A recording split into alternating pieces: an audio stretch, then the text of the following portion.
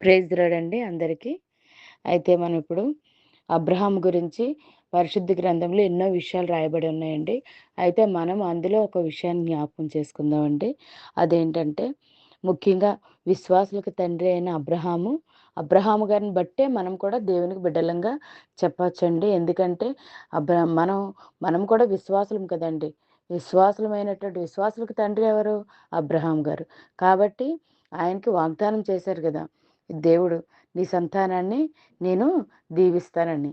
ఆయన మరి ఆయన సంతానం ఎవరండి? మరి విశ్వాసాన్ని బట్టి మనం ఆయనకి పిల్లలుగా ఉన్నాం కాబట్టి దేవుడుగా మనం అబ్రహాం సంతానంగా యాక్సెప్ట్ చేస్తున్నారు. అదేవిధంగా మరి అబ్రహాం గారి జీవితంలో మరి జరిగిన ఒక సందర్భం గురించి మనం ఇప్పుడు ఒకసారి ఒక విషయాన్ని జ్ఞాపకం చేసుకుందామండి. అదేంటంటే ఆదికాండం 14వ అధ్యాయం మీరు మొదటి నుంచి చదివినట్లయితే ఇంకా పూర్తిగా డీటెయిల్స్‌గా అక్కడున్న రాజుల పేర్లు, ఆ యుద్ధ సందర్భం అదన్నీ కూడా క్లియర్‌గా మీకు తెలుస్తది. అయితే నేను అందులో ఒక విషయం ఏంటంటే హ్మ్. లోతు గారిని ఎలాగా అక్కడ పట్టబడ్డారనమాట. వేరే శత్రు రాజులతోటి ఆయన, ఆయన ఆస్తిపాస్తులు, ఆయన స్త్రీలను, లోతును పట్టబడిన విషయము హెబ్ అక్కడ ఒక మనిషొచ్చి అబ్రహాం గారికి కబురు చెప్తారండి.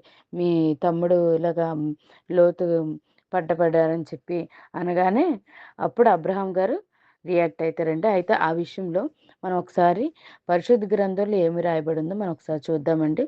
ఆదికాండము 14వ అధ్యాయము 14వ వచనం నుంచి చూసినట్లయితే అబ్రాము తన తమ్ముడు చెరపట్టబడనని విని తన ఎంట పుట్టి అలవర్చబడిన 318 మందిని వెంటబెట్టుకొని దాను మట్టుకు ఆ రాజులను తరిమెను. రాత్రివేళ అతడును అతని దాసులను వారికెదురుగా మొనలు తీర్చి వారిని కొట్టి దమస్కునకు ఎడమ తట్టున్న హోబా మట్టుకు తరిమి ఆస్తి యావత్తు తిరిగి తెచ్చి తన తమ్ముడైన లోతును అతని స్త్రీలను ఆస్తిని ప్రజలను తిరిగి తీసుకొని వచ్చెను. అక్కడ చూశారు కదండి. ఆ 2 వచనాల్లో 14, 15 వచనాల్లో 16 వచనాల్లో చూసినట్లయితే లోతు గారిని ఎక్కడైతే పట్టబడ్డారో తిరిగి ఆయన్ని, ఆయన ఆస్తిపాస్తుల్ని, ఆయన యొక్క కుటుంబస్తుల్ని అందరినీ కూడా తిరిగి అబ్రాహాం గారు తీసుకొచ్చారటండి. అబ్రాహాం గారి దగ్గర 318 మంది దాసులుగా, అంటే ఆయన దగ్గర ఉన్నటువంటి సర్వెంట్స్ 318 మంది. అంటే ఆయన ఎంత ఆస్తిపరుడో ఒక్కసారి ఆలోచించండి. అబ్రహాం గారు ఎంత ఆస్తిపరుడైతే 318 మంది సర్వెంట్స్ని మెయింటైన్ చేస్తున్నారంటే గొప్ప దేవుడు ఎంత గొప్పగా ఆశీర్వదించాడు. అటువంటి అబ్రహాం గారిని యుద్ధంలో గెలిచిన తర్వాత ఆ రాజులు ఏమైతే అబ్రహాం గారిని అడిగారో ఒకసారి మనం అది చూద్దామండి. ఆదికాండము 14వ అధ్యాయం 21, 22, 23 వచనాలు కూడా మనం ఒకసారి చూడండి. సొదొమరాజు మనుషులను నాకిచ్చి ఆస్తిని నీవే తీసుకొనమని అబ్రహాముతో చెప్పగా, అక్కడ యుద్ధంలో గెలిచినటువంటి ఆస్తిపాస్తులు మొత్తం నువ్వే తీసేసుకో, మనుషులు మాత్రం వదిలిపెట్టేసాయని సొదొమరాజు గారు అన్నారంట. అయితే అబ్రహాము ఏమన్నాడు చూసారండి? అక్కడ ఎంత సమాధానం ఎంత చక్కగా ఇచ్చారు. అబ్రాము, నేనే అబ్రామును ధనవంతునిగా చేసి తినని నీవు చెప్పకుండానట్లు ఒక నూలు పోగైనను చెప్పులు వారైనను నీ వాటిలో ఏదైనను తీసుకొననని ఆకాశమునకు భూమికి నీ సృష్టికర్తయగు సర్వోన్నతుడగు దేవునినైన యెహోవా ఎదుట నా చెయ్యి ఎత్తి ప్రమాణం చేసి ఉన్నాను. చూసారండి ఎంత అద్భుతమైనటువంటి సమాధానం. మనం అబ్రహాము గారిని దేవుడు ఎంతో ఆశీర్వదించాడు. అయినప్పటికీ ఈ లోకరీత్యా మనుషులు చూసినట్లయితే అటువంటి సిచ్యువేషన్లో చాలామంది తీసుకోవడానికి సిద్ధపడతారేమో. కానీ అబ్రహాం గారు ఎంత పౌరుషంగా జీవము గల దేవుని బిడ్డగా అతని దేవుని నామాన్ని ఎంత చక్కగా ఎత్తిపెట్టి మహింపరిచారో చూశారు కదండి. మనిషి ద్వారా వచ్చే సంపాదన అబ్రహాం గారు ఆశించలేదు, దేవునికి హెచ్చించారు, దేవుని నామానికే మహిమ చెల్లించారు. జీవం గల దేవుని బిడ్డలైన మనం ఏదైనా సరే దేవుని ద్వారా పొందుకోవాలి కానీ దేవునికే మహిమ చెందాలి కానీ మనుషులు ఇచ్చే ఉచితమైన కానుకలను గురించి కానీ ఏదైనా ఏ ఏ విషయంలోనైనా సరే మనుషులు ఇచ్చే దాని గురించి మనం ఆశించరాదండి.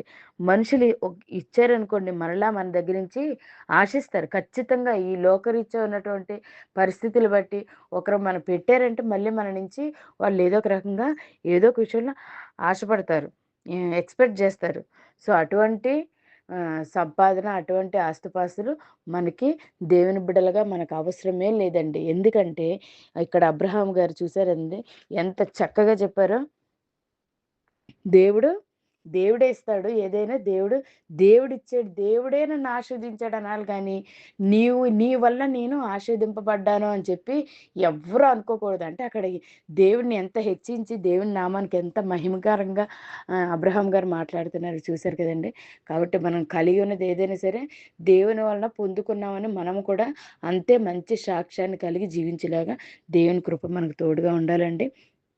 అంతే కాదండి. ఇంకొక విషయము, హెబ్రీ పత్రిక 11వ అధ్యాయము 9, 10 వచనాల్లో చూసినట్లయితే అబ్రహాం గారు ఇంకొక మాట కూడా సెలవిచ్చారండి. విశ్వాసమును బట్టి అతడును, అతనితో ఆ వాగ్దానమునకు సమాన వారసులైన ఇస్సాకు, యాకోబు అనువారును గుడారములలో నివసించుచు అన్యుల దేశంలో ఉన్నట్టు వాగ్దత్త దేశంలో పరవాసులైరి. వాగ్దత్త దేశంలో పరవాసులైరంటే దేవుడు కనాను దేశంను వారికి స్వాస్థ్యంగా ఇచ్చాడు. దేవుడే స్వయంగా కనాను భూమిని స్వాస్థ్యంగా ఇచ్చినప్పటికీ ఆ కనాను భూమిలోని వారంటే పరవాసులుగా నివసించారంట. అంటే ఇది మాది కాదు అన్నట్టుగా జీవించారంట. ఎలా అనగా దేవుడు దేనికి శిల్పియు నిర్మాణకుడునై ఉన్నాడో పునాదులు గల ఆ పట్టణము కొరకు అబ్రహాము ఎదురు చూచుచుండెను. ఫిబ్రి 11, 9, 10 వచనాలండి. ఒకసారి మీరు కూడా చదవండి. చూశారు కదండి ఎంత చక్కగా మరి అబ్రహాం గారు, మన పితరులైనటువంటి అబ్రహాం, ఇస్సాకు, యాకోబు గారు ఎలాగా దేవుణ్ణి ఈ లోకం శాశ్వతం కాదు, పునాదులు గల పట్టణమైన పరలోక పట్టణమే మన శాశ్వతమైన పట్టణం అని చెప్పి అంత ఆస్తిపరులు ఈ లోకంలో ఎంత ధనవంతులుగా, ఎంత ఆస్తిపాస్తులు ఉన్న ఎంతమంది సర్వెంట్స్ ఉన్నా సరే వాటన్నిటినీ కూడా అశాశ్వతమని గుర్తించినటువంటి అబ్రహాం గారు ఎంత చక్కగా దేవుని నామాన్ని మహింపరుస్తున్నారు చూశారు కదండి.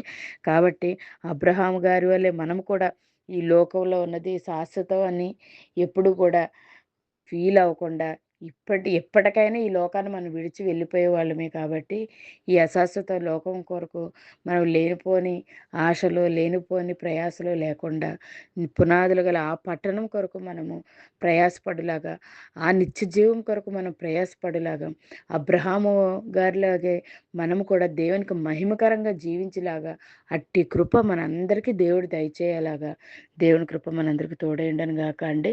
దేవుడు అబ్రహాం గారిని ఆశీర్వదించినట్టే మనల్ని కూడా ఆశీర్వదించాలని యేసునామములో అడుగుచున్నాను తండ్రి ప్రభా. ఎందుకంటే మనము అబ్రహాం గారి సంతానం కదండి, ఆయన వారసులమే కాబట్టి మనం దేవుని వారసులము కాబట్టి ఆయన బిడ్డలంగా ఆయన మనల్ని ఎప్పుడు కూడా ఆశీర్వదించడానికి సిద్ధంగా ఉన్నాడు. ఆ ఆశీర్వాదాలు పొందుకోవడానికి మనం కూడా తగినట్లు జీవించేలాగా దేవుని కృప మనకు అందరికీ దయచేయును గాక. Amen. Thank you. God bless you.